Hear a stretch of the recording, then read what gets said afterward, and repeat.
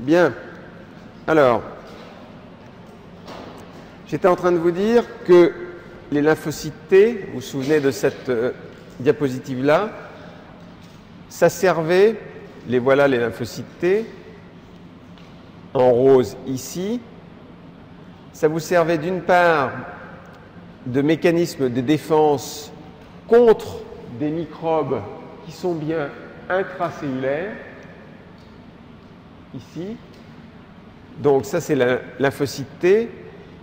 Le lymphocyte T cytotoxique, lui, va vous servir pour la lyse de cellules qui sont infectées avec des antigènes qui sont encore une fois intracellulaires. Et puis ces lymphocytes T également, ils apportent leur aide aux lymphocytes B pour produire en fait des anticorps. Tout ceci ne peut se faire que si le lymphocyte T est capable d'exprimer à sa surface en fait des épitopes T dont on a déjà entendu parler, et les molécules qui ont pour rôle d'exprimer à la surface ces petits peptides qui vont être des épitopes T, ce sont les molécules du complexe majeur d'histocompatibilité, les molécules du CMH.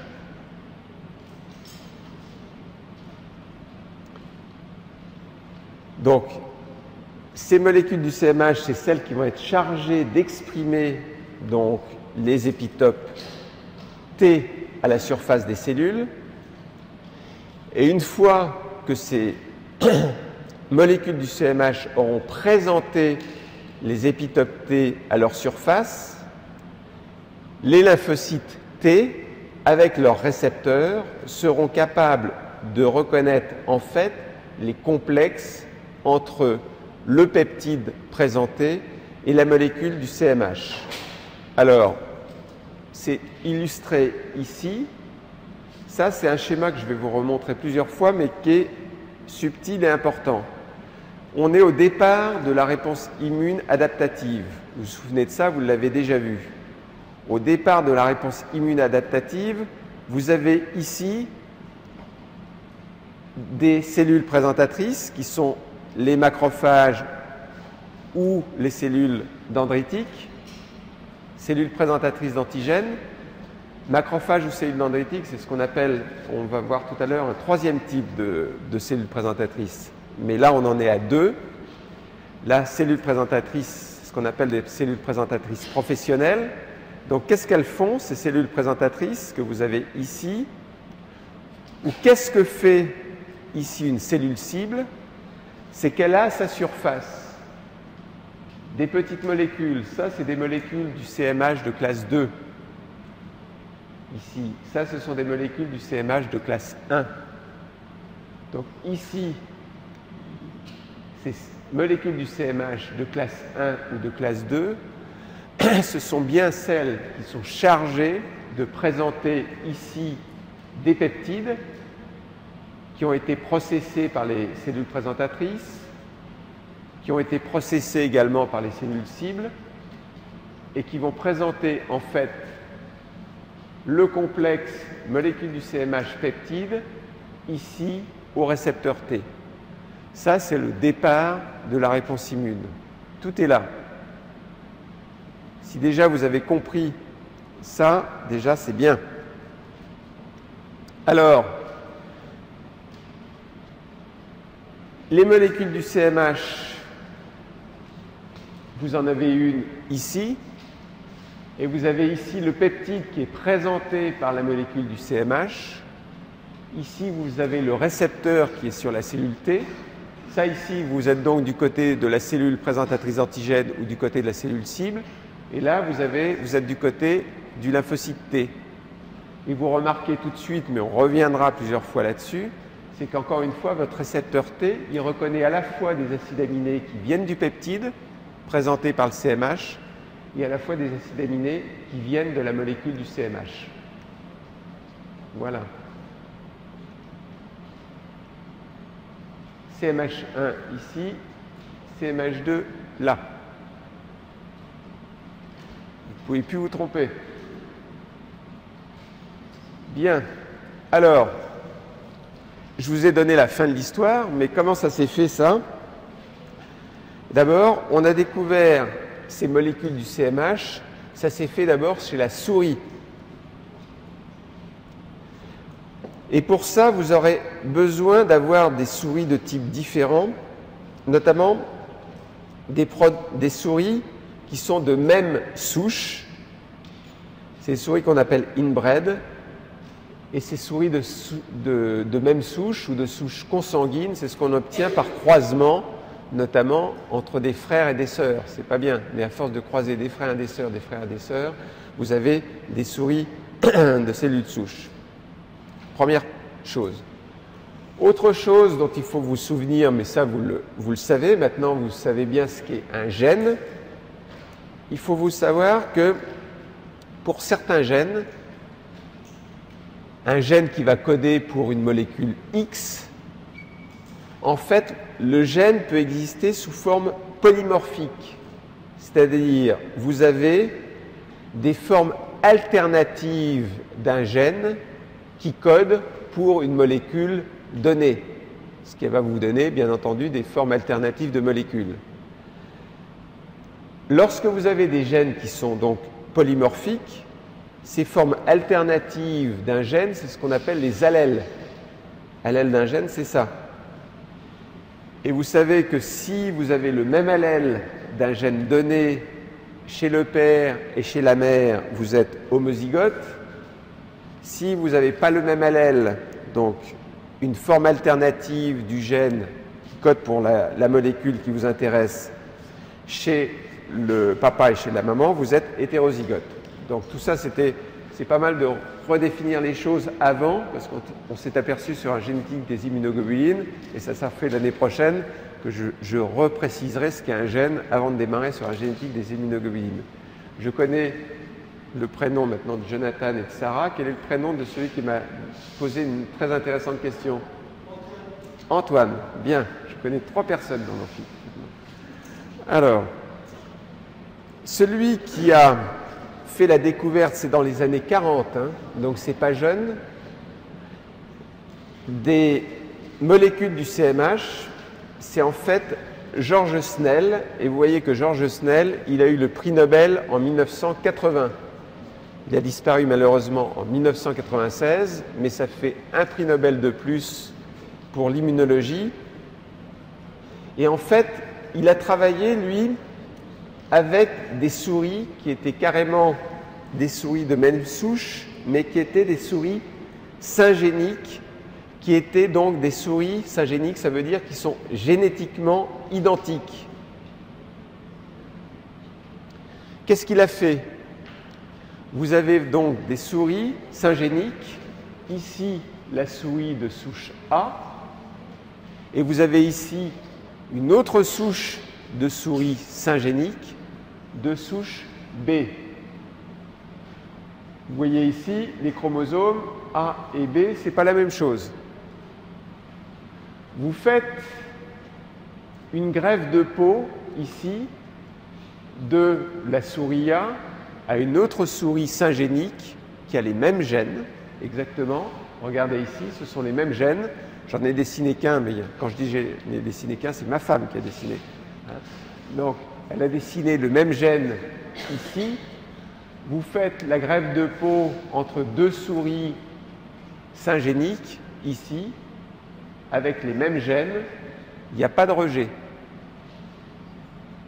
OK? Bien. Maintenant, vous prenez ici une souris d'une autre souche, B, ce n'est pas les mêmes chromosomes. Vous allez en fait greffer le bout de peau de la souris B à une souris A, qui a les gènes A. Ici, vous aurez un rejet. Et ce qui a été observé, c'est que cette capacité à rejeter ou à ne pas rejeter une greffe, c'est un caractère qui est un caractère héréditaire. Donc vous avez là déjà une information importante.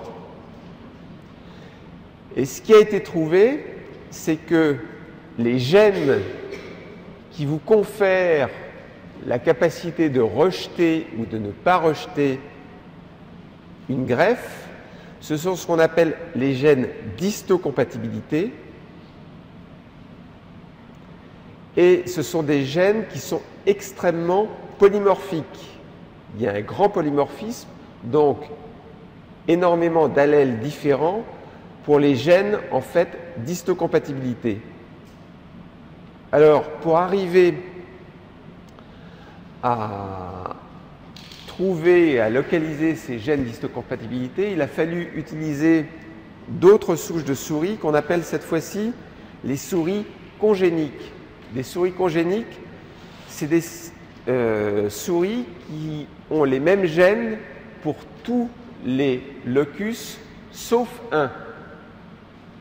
Donc, avec ce type de souris, qui diffère sur tous les loci, pour être exact, sauf un, on arrive comme ça, progressivement, extrêmement long, à identifier les régions où se trouvent notamment les gènes d'histocompatibilité. Ces gènes d'histocompatibilité, ils font partie en fait d'un complexe de gènes qu'on appelle le complexe majeur d'histocompatibilité. Donc, les gènes d'histocompatibilité appartiennent à un complexe, le complexe majeur d'histocompatibilité. Et chez la souris, vous allez trouver ces gènes sur le chromosome 17. Et sur ce chromosome 17, en fait, vous avez plusieurs régions, plusieurs loci, avec à l'intérieur plusieurs gènes. Cette fois-ci, contrairement à tout à l'heure, le gène, ce n'est pas tout ça, comme tout à l'heure. Il ne faut pas confondre avec les petits carrés qu'on avait vus tout à l'heure.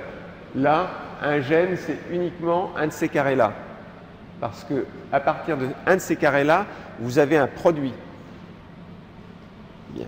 Donc, ici, les gènes du complexe majeur d'histocompatibilité.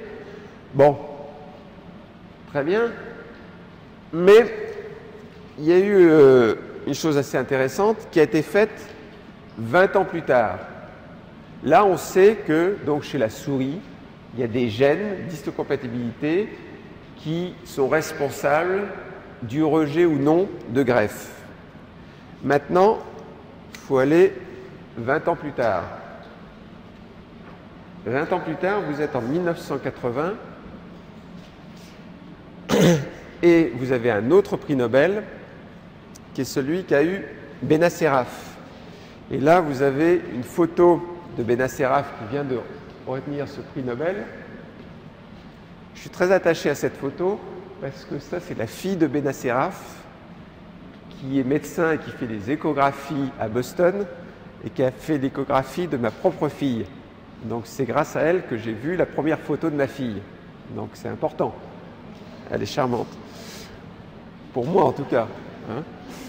Voilà. Alors, c'est une photo de famille. Benacerraf, qu'est-ce qu'il a trouvé, lui? Il a trouvé, en fait, que la capacité d'un organisme à répondre à un polypeptide X, voilà le polypeptide X, voilà ici une souris, en fait, de souche A et une souris de souche B. Si vous immunisez, en fait, la souris de souche A avec, en fait, le polypeptide X, celle-ci va, par exemple, être capable de faire des anticorps contre le polypeptide X et celle-ci, non. Ce qui veut dire que, en fait, votre réponse immune est également guidée par des gènes de réponse immune. C'est ce qu'on appelle chez la souris les gènes IR. Et en fait, ces gènes IR, ce sont en fait les mêmes gènes que les gènes du complexe majeur d'histocompatibilité. Donc, que ce soit les gènes dont on avait parlé tout à l'heure, qui sont responsables du rejet ou non d'une greffe, la découverte tout à l'heure, que ce soit les gènes de réponse immune, ce sont en fait les mêmes gènes, puisque dans les deux cas, ces gènes codent pour les molécules du complexe majeur d'histocompatibilité. Donc, ici, on revient. Ce que je viens de vous expliquer, ce qu'on vient de découvrir, ce sont les gènes, en fait, qui codent pour ces molécules-là, ici, qui codent pour des molécules du complexe majeur d'histocompatibilité de classe 1 ou de classe 2, et ce sont bien ces molécules qui vont conditionner le rejet ou non d'une greffe ou la réponse ou non à un antigène. Ce sont les mêmes. Alors, là on était chez la souris. Maintenant, il faudrait passer chez l'homme. Alors chez l'homme, la découverte des molécules et des gènes du complexe majeur d'histocompatibilité chez l'homme, ça s'est d'abord fait grâce à Jean Dossé, qui a eu le prix Nobel en 1980. Donc là, déjà, vous avez 3 prix Nobel autour des gènes du CMH. Donc, prix Nobel en 1980, pour avoir découvert, en fait, ce qui a été d'abord appelé les antigènes HLA. Les antigènes HLA pour antigènes des leucocytes humains, Human Leucocyte Antigène, HLA. En fait, ces antigènes HLA que l'on a découvert en s'apercevant en fait que chez des patients qui ont par exemple des transfusions multiples, chez ces patients qui ont des transfusions multiples, ce qui équivaut, ces transfusions multiples, à une transplantation d'organes, mais naturels. Les expériences que vous avez faites chez la souris, tout d'un coup, où vous preniez la souris d'une souche A pour la mettre sur une souche B, vous ne pouvez pas faire ça chez l'homme. Donc quel est le modèle, entre guillemets, ou le premier modèle de transplantation qui a été fait un peu? Ça a été observé, en fait, lorsque vous faites de la transplantation d'hématies, lorsque vous faites de la transfusion sanguine. D'accord? Et lorsque vous faites de la transfusion sanguine, vous observez chez des patients qui sont polytransfusés que c'est chacun d'entre eux, ils vont faire une réponse immune contre les hématies que vous avez transfusées. Donc on retrouve le phénomène de réponse immune contre un tissu qui est en fait un tissu étranger. On a pris les hématies de monsieur A pour les injecter à monsieur B. Et c'est en étudiant en fait ces anticorps, ces allo-anticorps qui étaient présents dans les sérums des sujets polytransférés que l'on a découvert en fait les allo-antigènes. Ces allo-antigènes, c'est ce qu'on a appelé les Human Leucocyte Antigènes, les antigènes HLA. Et on a découvert que en fait, ces antigènes HLA étaient codés par un complexe également multigénique. Bien, on garde ça en tête. Et maintenant, on va regarder autre chose. On a fait chez l'homme l'équivalent de la transplantation. Maintenant, on va faire des analyses équivalentes aux gènes de réponse immune. Et on va faire ce qu'on appelle les réactions lymphocytaires mixtes. Alors là, qu'est-ce que vous faites dans ces réactions lymphocytaires mixtes? Vous avez un donneur ici pour lequel, dans le sang du donneur, il y a plein de cellules que vous allez inactiver. Pourquoi vous les inactivez? Parce que vous voulez les empêcher de se multiplier. D'accord? Ici, vous avez également un donneur X pour lequel vous avez ces cellules qui n'ont pas été inactivées elles peuvent se multiplier. Vous faites ce qu'on appelle une réaction lymphocyte-thermique, c'est-à-dire vous allez mélanger ici toutes les cellules qui viennent d'un donneur X et d'un donneur Y. Vous mélangez. Vous avez ici, dans ce mélange, des cellules présentatrices du donneur Y. C'est-à-dire ces cellules présentatrices, elles ne peuvent pas se multiplier. Elles présentent en fait l'antigène, ici, aux lymphocytes T cytotoxiques du donneur X qui peuvent se multiplier, ou aux cellules T CDD4 du donneur X qui peuvent se multiplier. Donc, réaction lymphocyte-thermique entre Y, cellules présentatrices. De toute façon, quand on a mélangé ici, toutes les cellules sont là. Hein. Elle est là, la cellule présentatrice, et elle est là, la cellule cytotoxique et la cellule auxiliaire. Qu'est-ce qui se passe dans ces cas-là? Dans ces cas-là, il y a une expansion clonale et une différenciation fonctionnelle des cellules, ici, parce qu'on a reconnu comme étranger ici l'antigène. Ici, ces cellules-là également vont... Alors celle-ci, on va rester sur celle-ci. Ces cellules qui se sont multipliées, qu'elles sont capables de faire, ces cellules qui se sont multipliées en réponse à l'antigène Y, si vous mettez devant elles les cellules cibles qui viennent du sujet Y, elles vont les tuer.